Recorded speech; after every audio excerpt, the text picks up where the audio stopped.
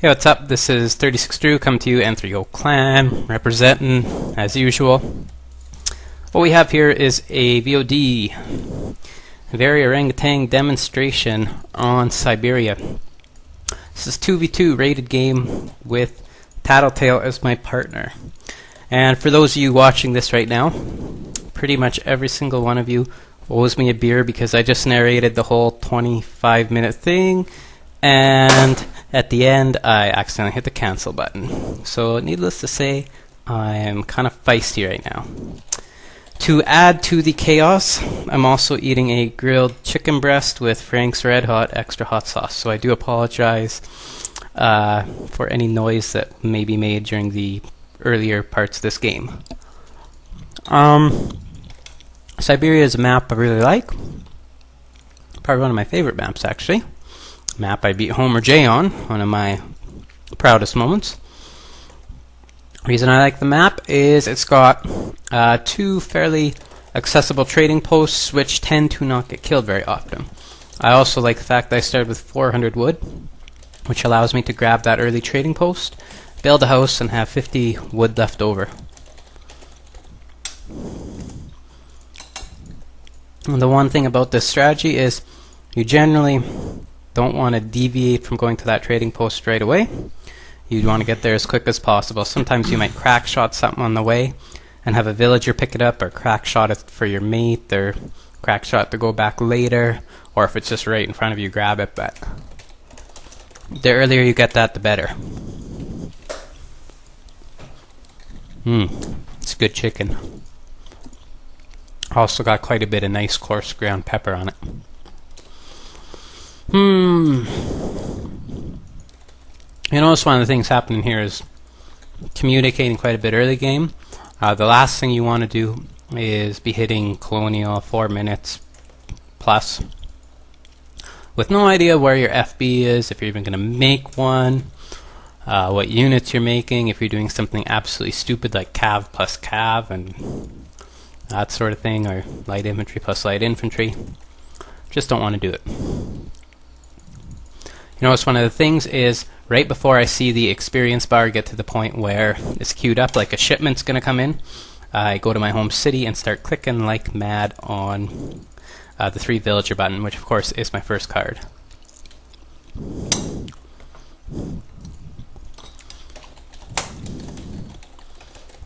In this situation, I mean, you're only grabbing 2 trading posts. I've been experimenting a little bit with alternative build of only grabbing 2 trading posts but playing the ATP. There's something to be said for it.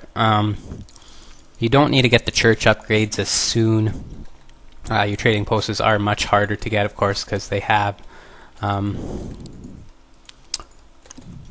have the attack and the more hit points. You notice I glance at this treasure over here. I notice it's 30% explorer HP. As a courteous thing to Tattle, I flag it for him, of course, because it's important. I also ask which treasure garden he would like to convert. Because those are both pretty good guardians to convert. It says he wants the samurai, so I say okay. I shoot the ranged cav, whatever that thing is called. I'm not 100% sure. Now, of course, with my villagers here, I'm trying to balance, so I have 200 food, 200 wood immediately going into colonial, so stagecoach can research immediately. If you don't have 200 wood, that's okay, because your 400 wood's about to come in right away, but you really do need a 200 food. And I noticed that he's massed a pretty good army of monkeys and other converted guardians. Monkeys, I'm assuming, got the 5 monkey treasure or whatever. Monkeys destined for unknown points or whatever. Don't ask me what ES was on when they dreamed that up. One thing's for sure, they weren't eating chicken with hot sauce. And you notice that I'm scouting the sort of left side of the map there, where my explorer is. One of the things you'll notice here is, in this build, I don't have any villagers really at all on gold during the transition. And actually these 2 villagers I'm putting to wood right there should have been sitting right there and ready. The reason I don't have any on gold is because I don't need it. The artillery foundation, even with 2 or 3 villagers, takes a long time to build, and you only need the 100 gold ready for as soon as it starts. The reason is this: you get the 100 gold for the or to get your first Abyss training. Your 700 gold, which is your first colonial card in this build, will be there to gather for you to get in that entire first group of Abyss up. If you only get 2 or 3 Abyss out of there, you're not doing it quick enough. You should be able to get all 5. And with this build, you should be able to constantly spam Abyss throughout colonial. There shouldn't be any gaps. It should be group of 5, group of 5, group of 5. One of the things you don't know, or one of the things, if you don't know this already, I'm going to explain it. It's probably common knowledge for most people, but just in case. Let's say I have if you look at where the gold is, the gold popped out bottom right of my town center. That's because that's the direction my rally point is set on. Whatever direction your rally point is set is the direction the crates will pop out. And that can be useful for not having to walk around your town center or fumble with TC transport or shit like that. Pardon my French. No. Again, the same thing applies actually for the foundation right here. Whatever direction you want them to pop out, set the rally point that way. And I go for the war chief here, forgetting that he's aged up and gained a little bit of HP. That was good chicken. Last piece in my mouth.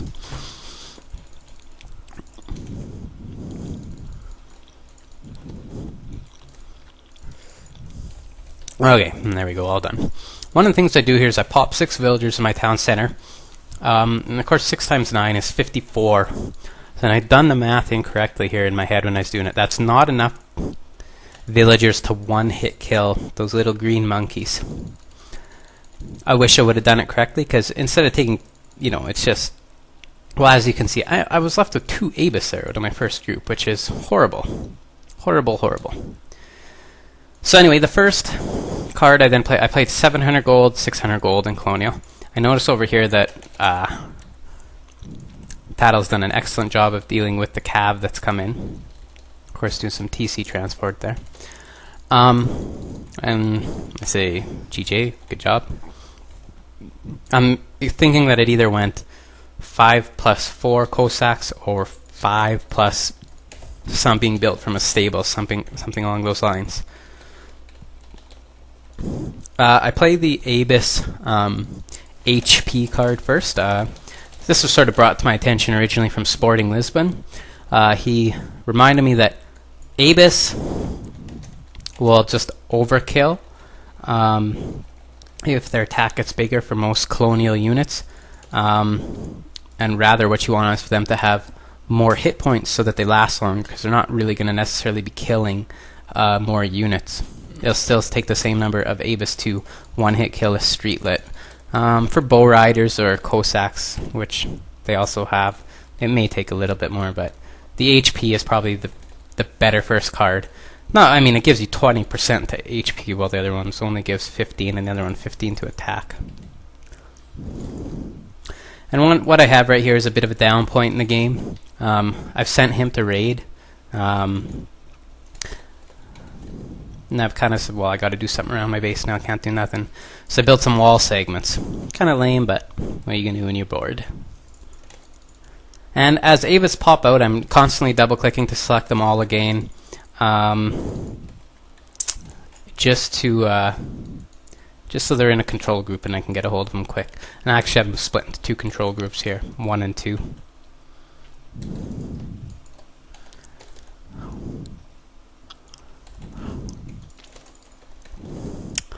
One of the things I'm doing is I'm watching his rating a little bit.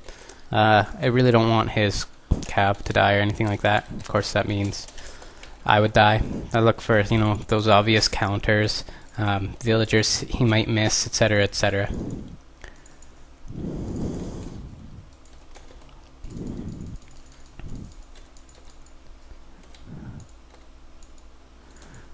One of the things I try to do here is get that green war chief killed pretty quick.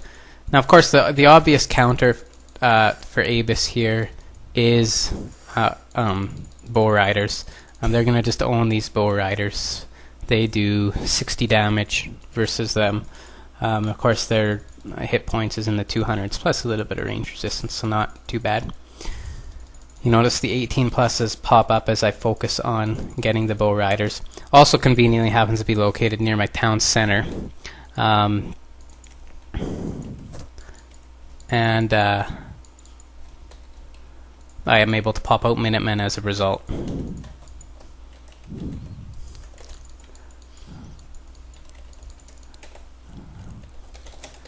And I'm going to apologize in advance. There's going to be some audio pop in from in the game. I was on Skype during this call, or during this game, and had another game going on in the background with some other clanmates, but Jesus, that's kind of stupid of me, actually.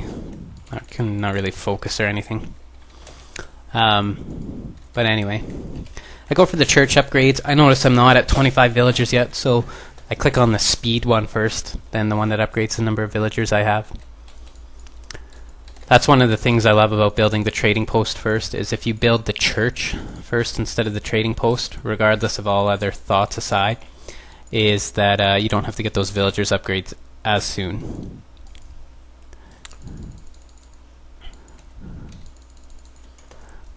Now, you know, in a situation like this, you're probably looking at this thinking like, yikes, this isn't exactly a great battle. And, you know, you just gotta keep fighting and keep giving it your best, and you'll notice here I'm going for the bow riders again. Always stick to what the counter is. You got to do your job in the team as a team player. You notice like I quickly jump, I press the period sometimes to find the villagers. It finds them real quick. And you notice like I just found a villager. I really don't even care what resource he goes to, just he needs to gather during that time. And right there I accidentally, I don't know what I did with my mouse, but it threw it off the screen and my Abyss ran like into melee. And this is something I rarely see, and I don't know what to think of it. It causes me quite a bit of grief. He's actually put a group of streetlets into melee. And I'm kind of thinking, what the heck? Like, who does that? But it's actually causing me a lot of grief because, well, to put it simply, the AI of Abyss is just horrible. Like, they walk into melee, it seems like nothing. Like, and I mean, thank God there's no cav there, or you know, this would be a much uglier situation.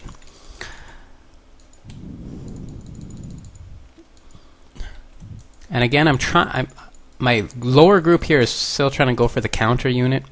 And the upper group, I'm not even really worrying about microing those 5 that just popped out. I'm just going to set them to attack so they're not standing there doing nothing. I'm here. I'm just in the middle of an intense game. Sorry, guys. I can't really talk right now. Yeah.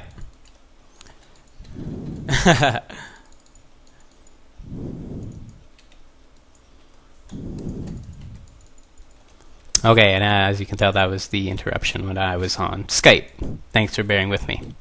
Finally, the bow riders get here. Where were you on that one, Tatltael? Just kidding, bro. You're doing great. If I haven't said it already, I think he's probably one of the most underrated players in the clan. He's very, very good. Very good micro. Good attitude to play with, all those things. I think along with, I think him and Camel are the 2 most underrated players in the game. Or in the clan, sorry. Again, I'm just saying GJ, good job. Keep your teammates encouraged. Scores are still staying relatively equal.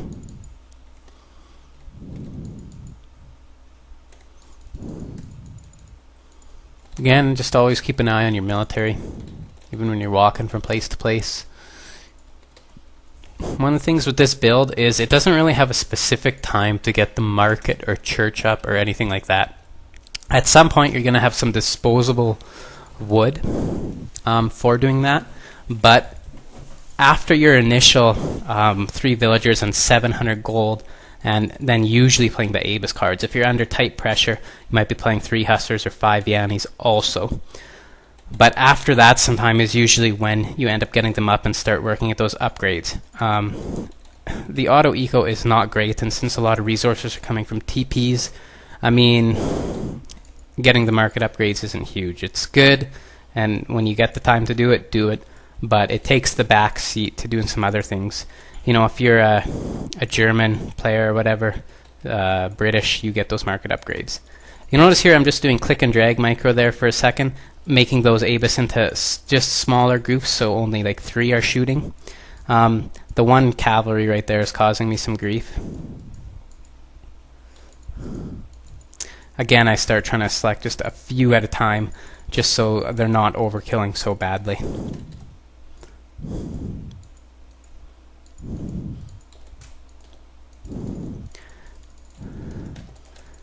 At this point, I know Eco Theory isn't exactly an awesome card to send. I've got 28 villagers, but you know, it's something to send regardless.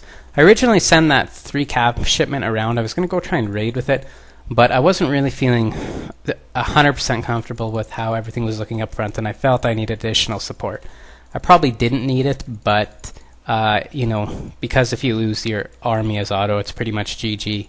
I did have to go fetch for it. Throughout this game, since Control 4 is my artillery foundation, I'm pressing 4 BBBB, 4 BBBB, constantly, just, you know, trying to keep production there up.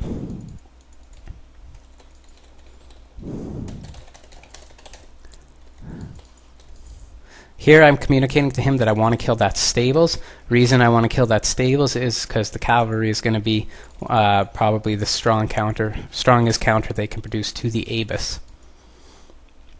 However, again, we have the bull riders there and axe riders, so you know, it'll have limits.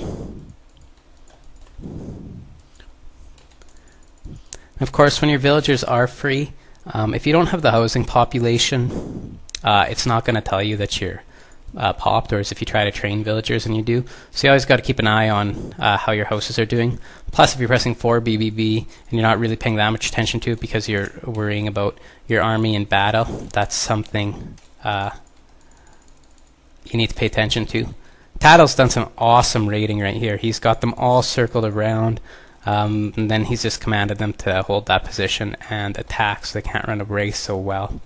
At this point, I say something here. I say to him, it's pretty much GG, which I probably shouldn't say, actually, because you never know. I've come back from my fair share of games, and I've had people come back at me from the fair share of games. You know, one mistake could still really change that. I've got a group of 25 ABIS there, and you know, if some cav got it out in the open, I'm out almost 4,000 resources, really, because that's 2,500 gold and 1,250 food, plus all the upgrades and whatever. You notice here I'm just doing the click and drag micro. You look at the 18 pluses I'm going for on the bow rider, because of course there's a massive axe riders there.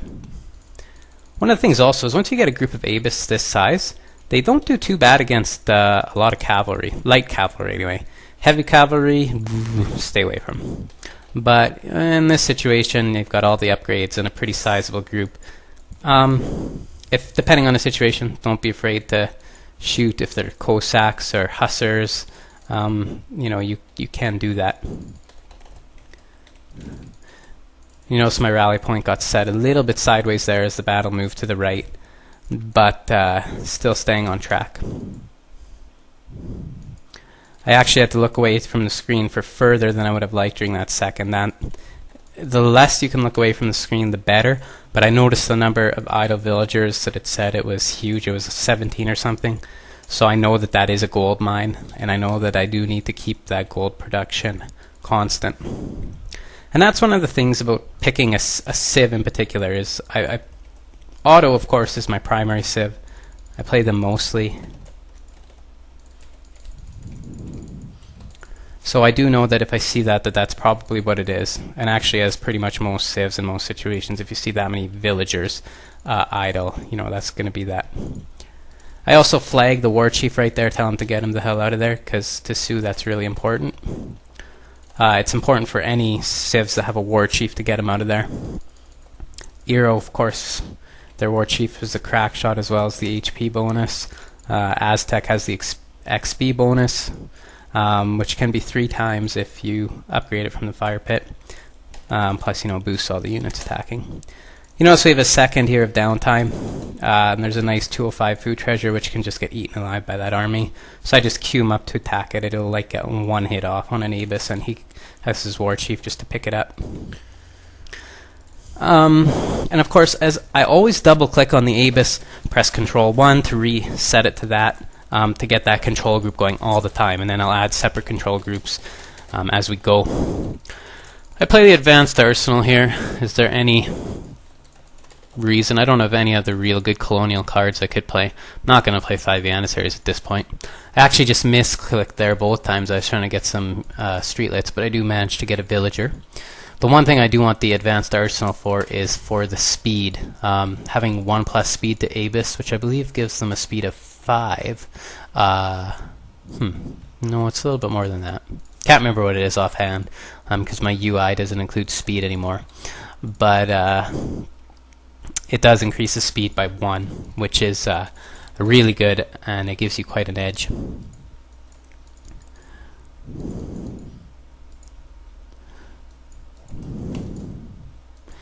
You notice right here I'm gathering all my villagers that I have on wood. I'm switching them to gold.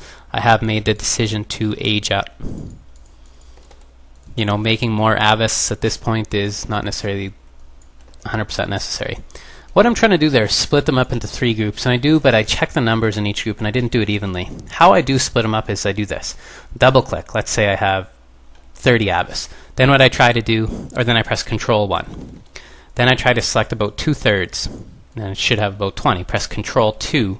That first group would then be down to 10. Then I'd split that last group in half, and theoretically, and then press Control 3, and then you theoretically have about 3 groups, and you're able to split them up really fast without walking them visibly away from each other, and whatnot. That's you know, something micro-wise I got from playing a lot of StarCraft and watching some VODs there. Now this is a pretty big battle, and you know, it's kind of like, whoa, not sure what's going to play out here. There's a lot of cav. I'm trying to go for the bow riders, and at this point I'm using click and drag micro. Shoot the bow rider, run away. I can't really get a whole lot of multi-volley off just quite yet. I'm also not afraid to engage these Cossacks with hit and run. Of course you wouldn't want to hit and stay where you are. You notice at this point I've separated them into 2 groups. So every time the Abus shoot, I have 1 group shooting on one unit, 1 on the other. So just watch. Boom, boom, 18-18 pop up for killing bow riders. Boom, boom, 18-18 pop up for killing bow riders. Boom, boom, 18-18 pop up for killing bow riders. And I do it a 4th time. If I had been hitting and running there just with 1 group, do it again a 5th time, I would have killed, and a 6th time. With that group, I would have only been able to kill 6 bow riders as opposed to the 12. Should I be bragging about that? I don't know. It's not great. It would be, what would be best is if you could have minimal overkill. And some of the top players, that's what they're able to do, is just have minimal overkill. But it does prove the point that you know, having an entire group of Abus, it would just be ridiculous overkill, and it is more efficient. You know, and of course I don't think I'll ever be a top player or have that desire, but it is something I do want to do. I did kill the 1 streetlet there with my with my settlers. I also checked the market to make sure I had the villager HP upgrade. And of course I placed a tower. I got my explorer back there because I wanted to grab that 3rd trade post. And I'm kind of mad that I wasn't able to grab it. But that's okay. I decide I've got some disposable food. I'm at about 1800. I'm going to play it. They're both in age 2 at this point, and we have a bit of a score advantage here, but surprisingly it's not as huge as I would have thought. I mean, there's been some huge battles going on here.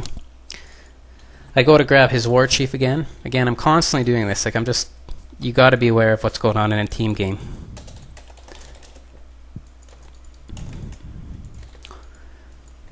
Again, I'm grabbing market upgrades as we go. Going back. I want to get these upgraded to veteran. You notice I cancelled my 5 Spahi shipment in favor for the unique church card. The idea is I'm going to do an industrial jump and play 3 bombards for 1500 food. since I did have all the disposable food, I just need to gather the coin. And they decide to call it quits, though. They are just under too much pressure, and that's that. Hope you enjoyed this VOD. It's a 2v2. I tried getting a couple 3v3s going, but for some reason it's gone out of sync on me 2 times. I don't know if that's coincidence or not. But either way, I'm hoping to get maybe 2 more up before summer's out, and I got to go back to work, back to school. Hope you enjoyed this, guys. It's been a pleasure. And bye, Frank's Red Hot Sauce. Take care.